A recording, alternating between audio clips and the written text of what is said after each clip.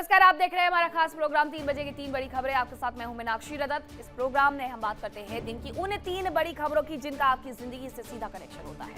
अक्सर खबरें बहुत होती है, लेकिन उनमें से कौन सी आपके लिए सबसे आवश्यक है, ये समझना आसान नहीं होता।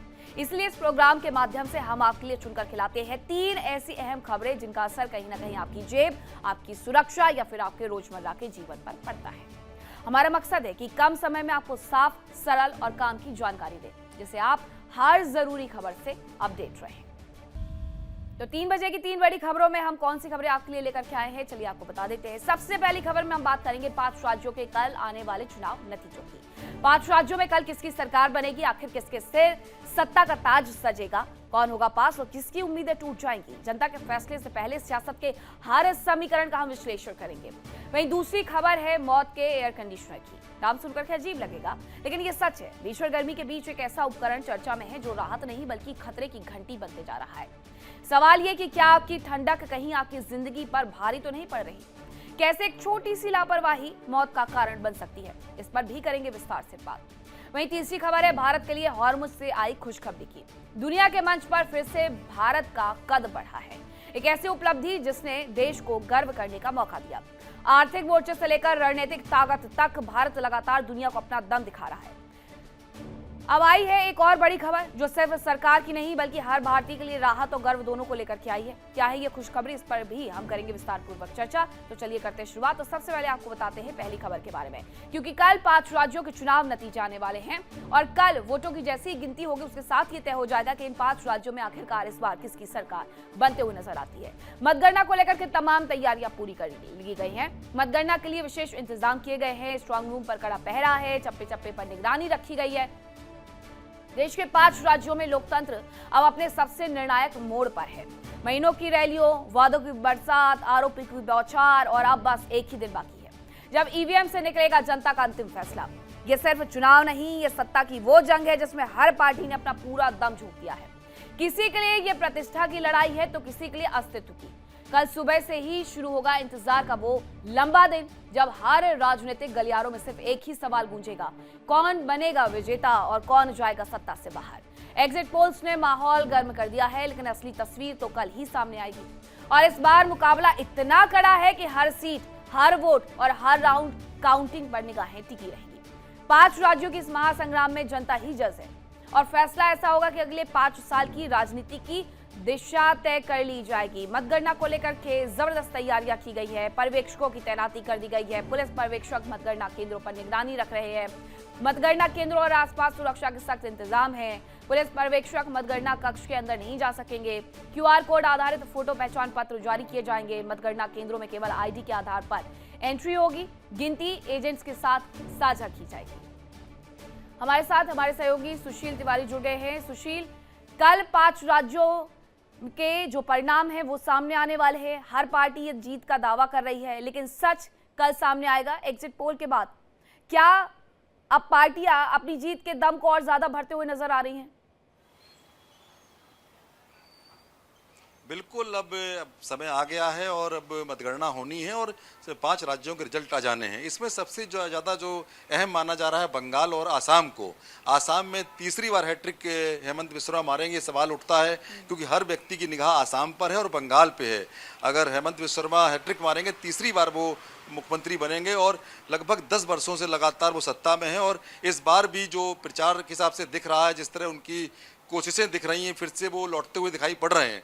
लेकिन ममता बनर्जी जो पिछले 15 वर्षों से काबिज हैं जो बंगाल में, इस बार थोड़ा मामला टफ दिख रहा है। लेकिन इतना जरूर है जब रिजल्ट्स आएंगे तभी मामला क्लियर होगा। लेकिन एक सीट है उसका रिजल्ट अब 24 मई को आएगा, जो फाल्टा है, जहां पर जहांगीर खान और जो देवांशु पंडा जो वहां पर बीजेपी के उम्मीदवार हैं, इन दोनों के बीच मुकाबला था। लेकिन इनको अब इंतजार करना पड़ेगा और यहाँ तक कि शाम तक बिल्कुल तस्वीर साफ हो जाएगी 5 राज्यों की, जिसमें केरल की 140 सीट हैं और आसाम की 126 सीट हैं और पांडिचेरी की 30 सीट हैं और 234 सीट हैं तमिलनाडु की और 293 सीट हैं बंगाल की इसमें एक सीट कम हो गई है क्योंकि उसका चुनाव बाद में है, वैसे 294 सीट होती।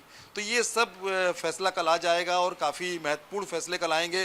5 राज्यों के चुनाव के फैसले आएंगे, सबकी निगाह लगी हुई है। सभी कल टीवी स्क्रीन पे और जो इलेक्शन कमीशन वो भी अपनी वेबसाइट पे लगातार आंकड़े देता रहेगा। तो इस तरह लोगों में कल काफ़ी उत्सुकता है कि कौन सी पार्टी बाजी मारेगी। तमिलनाडु में डीएमके रहेगी कि एआईएडीएमके रहेगी। तो इस तरह वहाँ पर भी मुकाबला कड़ा है क्योंकि डीएमके के साथ कांग्रेस खड़ी हुई है, एआईएडीएमके के साथ में बीजेपी खड़ी हुई है। तो वहाँ भी मुकाबला काफ़ी कड़ा है। लेकिन एमके स्टालिन जो मुख्यमंत्री हैं वो अपनी सत्ता बचा पाएंगे, नहीं बचा पाएंगे, तो ये तमाम सवाल उठ रहे हैं। और केरल में जरूर सत्ता परिवर्तन होता हुआ दिख रहा है। तो ये जो पूरा कल का जो काउंटिंग होगी उससे नतीजे साफ होंगे। जी। लेकिन तमाम पार्टियों की तरफ से जो जीत का दम भरा जा रहा था उसे लेकर के कल की तैयारियां भी तेज कर दी होंगी। कौन कौन सी पार्टी ने अब लड्डू बंटवाने की तैयारी कर ली है, क्योंकि ये तमाम तैयारियां तो वो बहुत पहले से करना शुरू कर देते हैं। बिल्कुल, जिस तरह हर पार्टी उम्मीद लगा के रहती है, लेकिन इस बार खास तौर पे जो पंजाब वो आसाम में इस बार हेमंत बिश्व शर्मा को तो जीत अपनी बिल्कुल निश्चित दिख रही है। वो हैट्रिक मारने की उम्मीद उनको है, तो उनकी तैयारियां भी हैं। और यहाँ तक कि जो बंगाल की बात करें, बंगाल में बड़ा संशय की स्थिति बनी हुई है कि वहाँ पर टीएमसी आएगी कि बीजेपी आएगी, क्योंकि जिस तरह ममता बनर्जी का अच्छा प्रभाव वहाँ पर रहा है, तो इसको देखते हुए लोग ये भी आशंका व्यक्त कर रहे हैं हो सकता है टीएमसी बाजी मार ले जाए। लेकिन बीजेपी ने इस बार बहुत मेहनत की है, पूरा उन्होंने रणनीति के तहत काम किया है। अमित शाह भी लगातार वहां पर लगे रहे हैं और तमाम उनके सांसद मंत्री जिन्होंने पूरा मोर्चा खोला। और सबसे बड़ी बात है कि वहां पर जो चुनाव आयोग ने उसने निष्पक्ष चुनाव कराए हैं। पहले इतने निष्पक्ष चुनाव नहीं होते थे। आपने फाल्टा में देखा कितना बवाल हुआ, यहाँ तक कि ईवीएम में भारतीय जनता पार्टी के नाम के आगे टेप लगा दिया और तमाम ऐसी बातें सामने आई। तो उससे लगता है कि ये बंगाल में चुनाव बहुत ही मुश्किलात थे पहले, लेकिन इस बार चुनाव आयोग को, सीआरपीएफ को हमको धन्यवाद देना चाहिए कि उन लोगों ने निष्पक्ष चुनाव के लिए पूरी मेहनत की और सीसीटीवी कैमरों में हर चीज कैद की और जो पर्यवेक्षक थे वो भी लगातार उसमें लगे रहे। तो ऐसे में सवाल ये उठता है कि कल ममता बनर्जी अपनी सत्ता बचा पाएंगी या नहीं बचा पाएंगी। तो ये जो 2 राज्य हैं इस पर खास निगाह है लोगों की, क्योंकि यहीं के लिए लोग निगाह लगा के बैठे हुए हैं। यही कहते हैं कि वहां पर एक बार फिर से बीजेपी हैट्रिक मारते हुए नजर आएगी। और पश्चिम बंगाल को लेकर के तमाम पोल्स की तरफ से ये दावा किया गया है कि बीजेपी वहां पर सरकार बनाएगी। अब कल का दिन इस लिहाज से बेहद महत्वपूर्ण हो जाता है कि आखिरकार कहां किसकी सरकार बन रही है। आपको सबसे तेज नतीजे दिखाएंगे हम इंडिया डेली पर सुबह 6 बजे से लगातार। बहुत धन्यवाद आपका भी तमाम जानकारी के लिए। अब खबरों में आगे बढ़ेंगे, बात करेंगे दिल्ली के विवेक विहार में दरअसल बड़ा हादसा हुआ है। एसी ब्लास्ट से 4 मंजिला इमारत में आग लग गई है। हादसे में 9 लोगों की दर्दनाक मौत हो गई है और आगजनी में 8 लोग बुरी तरीके से घायल हो गए हैं। 20 लोगों का मौके से रेस्क्यू किया गया। कड़ी मशक्कत के बाद आग पर काबू पाया जा सका। सुबह करीब 3:47 पर ये आग लगी थी दिल्ली के विवेक विहार में। बीती रात हादसे ने पूरी हादसे ने देश को झकझोर कर रख दिया है। विवेक विहार की एक रिहायशी इमारत में अचानक भीषण आग लग गई, जिसने देखते ही देखते विकराल रूप ले लिया। बिल्डिंग के अंदर मौजूद लोग जब तक कुछ समझ पाते, आग तेजी से पूरी बिल्डिंग में फैल चुकी थी। यह हादसा सुबह लगभग 3:47 पर हुआ है और जब फायर कंट्रोल रूम को आग लगने की जानकारी मिली। इस हादसे में अब तक 9 लोगों ने अपनी जान गंवा दी है। 8 लोगों को घायल होने के बाद अस्पताल में भर्ती करवाया गया है। कुल 14 फायर ब्रिगेड की गाड़ियों ने मौके पर पहुंच करके आग बुझाने और लोगों को बचाने का काम शुरू किया। शुरुआती जानकारी के अनुसार हादसे का कारण एसी में ब्लास्ट होना बताया जा रहा है।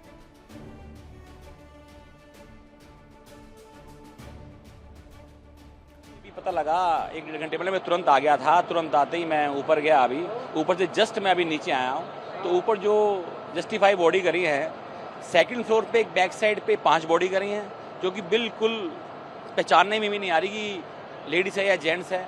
और एक और बैक साइड पे एक बॉडी और करी है और टॉप पे 3 बॉडी हैं और वो चलते हुए ऊपर भागने की कोशिश की थी उन्होंने और ताला बंद था ताकि वो नहीं पाए। ऊपर ही सीढ़ियों में ही वो उनकी डेथ होगी और पहचान नहीं हो पा रही है बिल्कुल भी। और बहुत अभी और भी चेक कर रहे हैं, लेकिन जब तक डीएनए टेस्ट नहीं होगा पता लगने पाएगा लेडीज या जेंट्स है। इस ये पोजीशन है बॉडी होगी। टोटल 9 बॉडी कंफर्म हो चुकी हैं, बाकी भी चेक कर रहे हैं। ये कोई शॉर्ट सर्किट बता रहे हैं, अभी कोई जस्टिफाई हुआ नहीं है क्या है क्या नहीं। ये बहुत एक अच्छी कॉलोनी थी और ये इतना बड़ा दुखद हादसा गर्मियों में जो शॉर्ट सर्किट का कारण अभी तक बताया जा रहा है। ये एक जैन परिवार था। ये रात को 12 बजे के करीब एक जन्मदिन से आए थे। इसमें 5 जने थे। मियाँ बीबी, उनके फादर, उनकी मम्मी, एक छोटा बच्चा, ये एक ही फ्लोर में थे। एक ही फ्लोर में 3 बंदे थे, जो सेकंड फ्लोर और ग्राउंड पे एक की अभी हुई है, और वो भागने की भी कोशिश की है कि फ्लोर से 3 बंदों ने, वो जीने में डेड मिले। पिछाड़ डेड बॉडिया की, अब क्योंकि इतनी बुरी तरह जले हुए हैं, वो इतनी बुरी तरह जले हुए, उनको पहचानना भी बड़ा भारी काम है। इसमें 10 से ज़्यादा गाड़ियां आई हैं और कम से कम 20 लोगों को बालकोनी से फायर ब्रिगेड ने सीढ़ियां लगा के निकाला है। लेकिन पीछे के जो ऊपर के टॉप फ्लोर के जो 2 फ्लैट हैं बैक साइड के, उसमें शायद लोग नहीं निकल पाए हैं। और ये मेरे हिसाब से थोड़ी सी मिस्टेक है कि जो लोग निकल गए थे फ्रंट से, वो लोग अगर उनको फोन कर देते कि यहाँ आग लगी हुई है और वो आ जाओगे, कि 3:30 बजे के रात से आग लगी हुई है, तो शायद मुझे लगता है वो सोए रह गए हैं। तो शायद उनको फोन करके बोलना चाहिए था किसी को कि वो उठ जाएं या आ जाएं। मेरे को लगता है वो उनको कोई किसी ने फोन ही नहीं किया। शायद ऐसी मुझे लगता है, शायद 2 फैमिली है, एक फैमिली तो पक्का है, एक फैमिली के बाद 4-5 लोग तो पक्का 100% है अंदर। देखिए, जो दृश्य अंदर है वो बहुत हृदय विदारक है। 9 लोग अपनी जान गंवा बैठे हैं। तो जानकारी मिली है कि एसी यूनिट में कुछ स्पार्किंग हुई है और उसकी वजह से फिर आग जो है वो फैलती गई है। और दरवाजे जो हैं वो बंद थे, जो नहीं खुले हैं। 3:45 पे पहली कॉल पुलिस को मिली है और 3:52 पे पहला फायर ब्रिगेड की गाड़ी पहुंची है। लगभग 14 गाड़ियां इस पूरी आग को काबू करने में लगी हैं और 20 से लोगों की जान पुलिस और स्थानीय लोगों ने मिलकर बचाई। सोते समय इस तरह की स्पार्किंग होना, अब ये जांच का विषय है और मुझे लगता है कि एक बार जांच होनी चाहिए कि कहाँ कमी थी, तो वो जांच के बाद ही हम कहेंगे। लेकिन इस तरह की जो घटनाएं हैं दुखद है। मैं उनके परिवारजनों से मिला हूँ, जिनकी भाभी और जिनके भाई का देहांत हुआ है। दुखद है, उनकी पीड़ा हम समझ सकते हैं और हम उनके इस दुख में उनके साथ खड़े हैं। इतना पता चला है कि एक एसी में स्पार्किंग हुई है। एक डिलीवरी बॉय जो रात को सामान देते हैं, उसने वो पहले आग देखी है, लेकिन जब तक वो समझता तब तक वो चीज़ें बढ़ गई हैं। लेकिन जो उसने पुलिस को अपना बयान दिया, उसने वही बताया कि बाहर एसी में मैंने स्पार्किंग देखी है। और वो धीरे धीरे अंदर यूनिट जो है वो उसमें फैलती गई और उस आग ने एक भयावह रूप ले लिया है। लेकिन इस तरह की घटनाएं पीड़ा देती हैं और एक छोटा सा बच्चा भी उसमें गया, बहुत दुखद है। वहीं हमारे संवाददाता रजनीश शर्मा ने इस आगजनी की घटना पर शाहदरा जिले के डीसीपी राजेंद्र प्रसाद मीणा से बातचीत की। उन्होंने क्या कुछ कहा है वो भी सुनिए। दिल्ली के विवेक विहार इलाके में एक घर में आग लग जाने से 9 लोगों की मौत हो गई। इस पूरे मामले पे बात करने के लिए हमारे साथ डीसीपी शाहदरा राजेंद्र प्रसाद मीणा जी, उनसे बात करते हैं। सर, ये पूरा मामला क्या था और क्या अपडेट है, कितने लोगों की मौत? देखिए, इसमें सुबह 3:50 पर ये एक फायर की कॉल थाने में मिली थी। तो इमीडिएट हमारे ऑफिसर्स ने यहाँ पर रिस्पॉन्ड किया और फायर ब्रिगेड की गाड़ियाँ भी आई और सब ने मिल के इस आग पे काबू पाया। इनिशियली इसमें 10 से 15 लोगों को रेस्क्यू किया है। उसके बाद में जो इंजर्ड थे, इसमें 2 से 3 लोग, उनको हॉस्पिटल में शिफ्ट किया गया। बाद में जब इसको पूरा तलाश किया गया तो इसमें नो कैजुअल्टी रिपोर्टेड है। और ये 3-4 फ्लोर पे ये लोग रह रहे थे जो अपने एक ही फैमिली के लोग होते। सर, वजह क्या रही है आग लगने की वजह? क्या, क्योंकि कई लोग बोल रहे हैं शॉर्ट सर्किट हुआ, कुछ लोग बोल रहे हैं एसी में शॉर्ट सर्किट हुआ जिसकी वजह से कंप्रेसर फट गया। देखिए, वजह का तो अब ये फायर वाले ही इसको बता पाएंगे कि क्या वजह हो सकती है। बाकी इसके बारे में ज़्यादा कुछ अपडेट नहीं। सर, एक चीज़ और कि कुछ लोग निकल नहीं पाए क्योंकि सीढ़ियों पे आग लगी हुई थी, रास्ता एक ही था निकलने का, जो पिछले बैक साइड में जो 4 फ्लैटों में रह रहे थे। क्या वजह रही? क्या यही वजह थी कि वो ढंग से निकल नहीं पाए क्योंकि सीढ़ियों में आग लगी थी, या आग की वजह से डोर ब्लॉक हो गए? हाँ, ये अभी जांच का विषय है कि क्यों नहीं वो निकल पाए। लेकिन कुछ लोग हैं जो सीढ़ियों पे मिले थे, उससे ऐसा लगता है कि उनको एक्सेस नहीं मिल पाया हो। देखिए, ये राजेंद्र प्रसाद मीणा जी थे जो डीसीपी शाहदरा थे, बता रहे थे कि किस तरीके से इस पूरे मामले की इन्वेस्टिगेशन चल रही है और आग लगने की असल वजह जो है वो अभी तक साफ नहीं है और ये जो वजह है वो दमकल विभाग जो है अपनी इन्वेस्टिगेशन पूरी करने के बाद ही साफ कर पाएगा। वीडियो जर्नलिस्ट रविंद्र के साथ रजनीश शर्मा, इंडिया डेली, दिल्ली। रविवार सुबह दिल्ली के शाहदरा जिले के विवेक विहार इलाके में एक 4 मंजिला इमारत में आग लग गई। हादसे में 9 लोगों की मौत हो गई, जिसमें बताया जा तकरीबन 1.5 साल का एक बच्चा भी शामिल था। जिस जगह ये पूरी घटना घटी, इस समय हम वहीं मौजूद हैं। ये आप बिल्डिंग देख रहे हैं, ये ग्राउंड प्लस 4 फ्लोर्स की बिल्डिंग है और जो आग है वो सेकंड फ्लोर पे लगी और सेकंड फ्लोर पे बताया जा रहा है पहले शॉर्ट सर्किट हुआ, उसके बाद शॉर्ट सर्किट होने के बाद जो आग लगी उसने एसी के कंप्रेसर जो है वो आग पकड़ ली और कंप्रेसर जब फटा तो दूसरी, तीसरी और चौथी मंजिल पे ये आग फैल गई। इस अगर बिल्डिंग की बात की जाए तो 4 फ्लैट इसके फ्रंट साइड पे हैं और 4 फ्लैट बैक साइड पे हैं। फ्रंट साइड की अगर बात कर लिया तो फ्रंट साइड पे 4th फ्लोर पे डॉक्टर सुधीर मित्तल रहते थे, 3rd फ्लोर पे मनोज जैन रहते थे, 2nd फ्लोर पे राजकुमार अरोड़ा रहते थे और 1st फ्लोर पे पुनीत जैन रहते थे। ये जो फ्रंट साइड था और इसके इस बिल्डिंग के बैक साइड की बात करिए तो 4th फ्लोर पे नितिन जैन रहते थे, अरविंद जैन 3rd फ्लोर पे, लक्ष्मी चंद जैन 2nd फ्लोर पे और 1st फ्लोर पे कमल कुमार गोयल रहते थे। ये बताया जा रहा है कि जो 2nd फ्लोर पे, जो 1st फ्लोर पे जो लोग रहते थे, उन्होंने जब देखा कि 2nd फ्लोर पे आग लग गई है तो उसके बाद इन्होंने जो है वो 3rd फ्लोर पे रहने वाली या 2nd फ्लोर पे रहने वाली जो फैमिली थी उनकी 2 बेटियों को जो है गद्दा लगा के बाहर निकाला, जिसके बाद पुलिस और दमकल विभाग को कॉल किया। पुलिस और दमकल विभाग तकरीबन 20-25 मिनट में यहाँ पर पहुँच गई और आप देख सकते हैं कि इस समय जो है वो लोग काफ़ी ज़्यादा गमज़दा हैं क्योंकि फैमिलीज़ के लोग खोए हैं। 9 लोगों की इस पूरे हादसे में मौत हो गई। ये 4 फ्लैट इसके फ्रंट साइड पे, 4 फ्लैट जैसा मैंने आपको कहा बैक साइड पे है और जो फ्रंट और बैक साइड पे जो ऊपर नीचे। तो हमारे साथ हमारे सहयोगी रजनीश शर्मा जुड़ गए हैं। रजनीश, हादसा काफी दुखद रहा है, लेकिन अभी जो घायल थे उनकी स्थिति क्या है और अपडेट क्या मिला इसके अलावा? देखिए, जो 10 से 12 लोगों को जीटीबी अस्पताल में भर्ती कराया गया था उसमें से 5 से 6 लोगों को डिस्चार्ज कर दिया गया था। कुछ लोगों को थोड़ी देर पहले डिस्चार्ज किया गया है। हालांकि 2 से 3 लोगों को बताया जा रहा है कि उनको 30 से 40% इंजरी या बर्न इंजरी है, तो उनका अभी फिलहाल इलाज चल रहा है।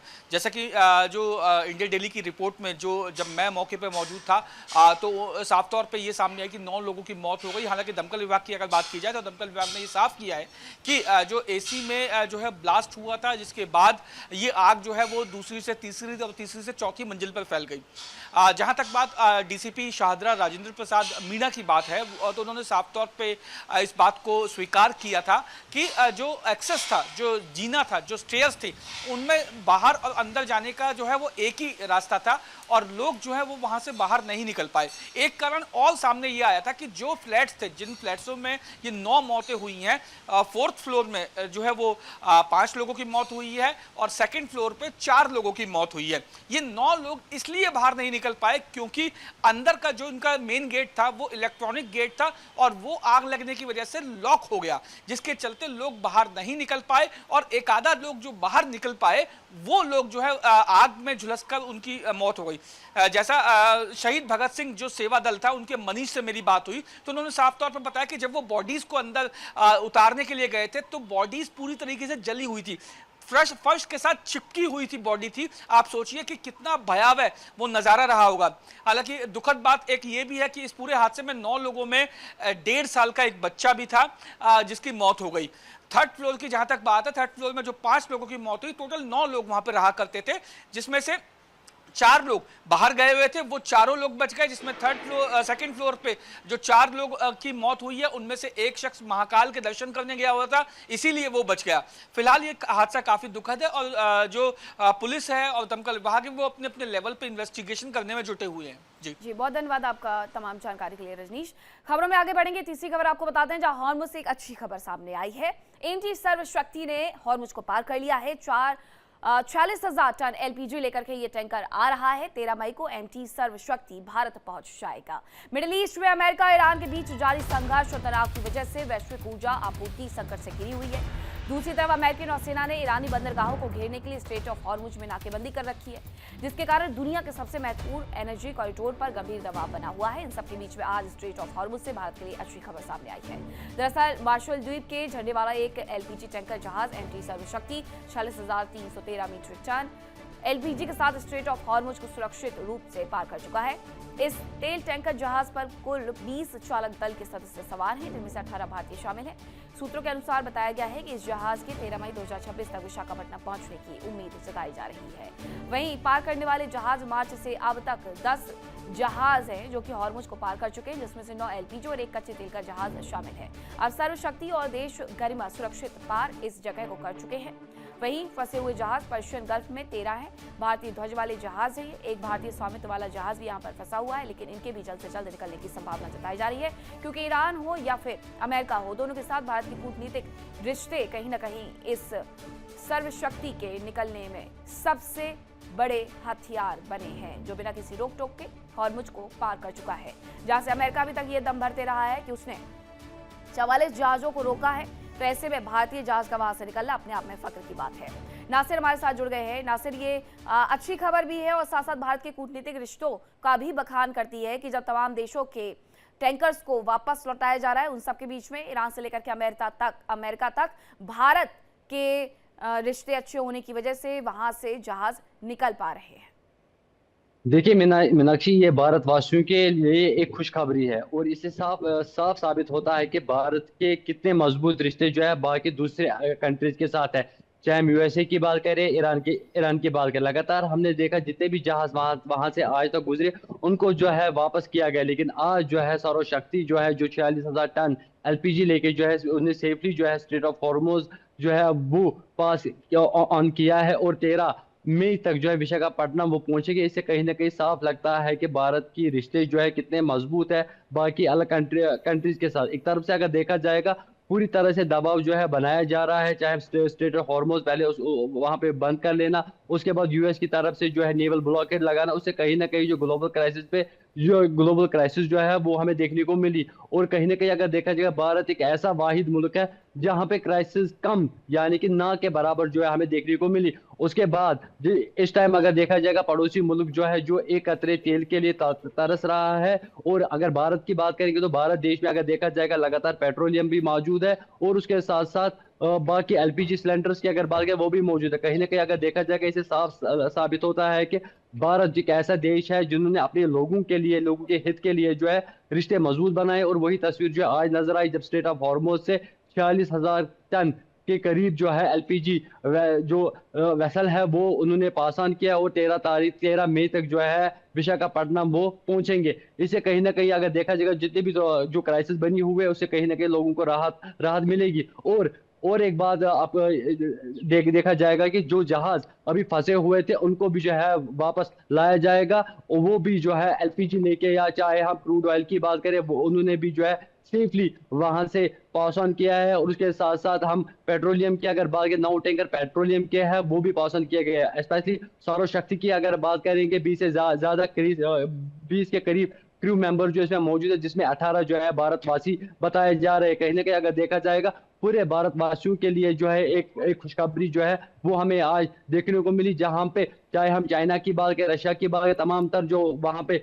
जहाज से उनको वापस मोड़ने के लिए अमेरिका और ईरान ने जो है 1, 2, 3 किया। लेकिन आज अगर देखा जाएगा पहला जहाज जो है 10 मार्च से लेकर अगर मार्च के महीने की अगर मार्च के महीने में 10 जहाज जो उन्होंने अभी तक क्रॉस किया है उसमें जो है सौरशक्ति भी एक जहाज है जो 46,000 टन के करीब। अगर बात की जाए तो उसमें बताया जाता है कि 25 से 30 जहाज ही हॉर्मुज को पार कर पाए, जिसमें से 10 सिर्फ और सिर्फ भारत के। अपने आप में ये कूटनीतिक लिहाज से एक महत्वपूर्ण कदम है। बहुत धन्यवाद नासिर आपका तमाम जानकारी के लिए। बीजेपी ने अपने प्रशिक्षण वर्गों को अब और सख्त और रिजल्ट ओरिएंटेड बनाने की तैयारी कर ली है। अब सिर्फ ट्रेनिंग नहीं बल्कि टेस्ट भी होगा और व्यवस्था ऐसी कि आपको प्रतियोगी परीक्षाओं जैसे माहौल की याद आ जाए।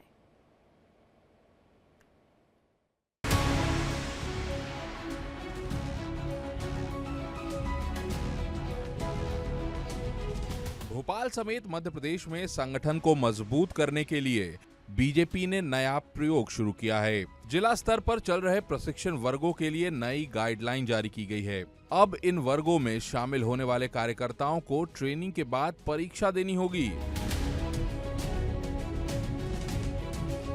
यानी जो सिखाया जाएगा उसकी टेस्टिंग भी होगी। गाइडलाइन के मुताबिक इस कदम का मकसद है कि कार्यकर्ता पूरी एकाग्रता के साथ ट्रेनिंग लें और किसी तरह का ध्यान भटकाव न हो। ट्रेनिंग में पार्टी की विचारधारा, इतिहास, संगठनात्मक ढांचा और मौजूदा चुनौतियों पर फोकस रहेगा। इसके साथ ही तकनीकी और मैनेजमेंट स्किल्स पर भी जोर दिया जाएगा। ट्रेनिंग के बाद होने वाली परीक्षा में इन्हीं विषयों से सवाल पूछे जाएंगे, जिससे ये आकलन किया जाएगा कि कार्यकर्ताओं ने कितना सीखा है। बीजेपी का कहना है कि इस पहल से संगठन को ज्यादा अनुशासित, जागरूक और सक्षम बनाया जाएगा। बीजेपी के इस एग्जाम मॉडल पर अब कांग्रेस ने निशाना साधा है। विपक्ष का कहना है कि ये कदम दिखावा है और कार्यकर्ताओं पर दबाव बनाने वाला है।